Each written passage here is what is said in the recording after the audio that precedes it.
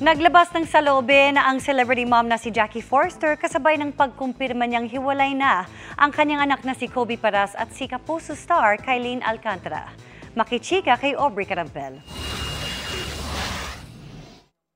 Usap-usapan na nitong mga nakaraang linggo ang umano'y paghihiwalay ni Kapuso star Kylene Alcantara at kasintahang si Kobe Paras. Napansin kasi ng netizens na nag-unfollow ang magkasintahan sa isa't isa sa social media. Ngayon, kinumpirma ito ng ina ni Kobe na si Jackie Forster sa halos 15-minute video na in-upload ng celebrity mom. Sabi ni Jackie, nagsimula ang lamat sa relasyon ni Kobe at Kylene noong magtungo ang dalawa sa Amerika nitong January, kung saan may mga lumabas daw na red flag.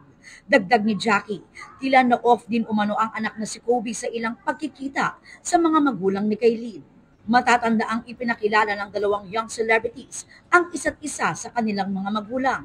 Sabi ni Jackie, mas gusto sana nilang manahimik, pero mas dumami umano ang pambabash at mga akusasyon, pero mas nakababahala umano ang nangyaring stalking.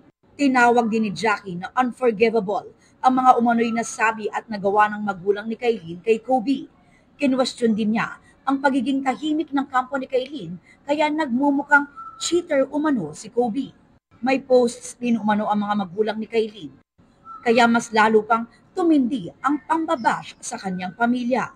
Tanong ni Jackie, bakit daw kailangang maging violente umano si Kylene kung saan nakaranas umano ang anak ng physical assault? Kasalukuyang kinukuha pa ng GMA Integrated News ang panig ni Kylene Alcantara laban sa mga akusasyon.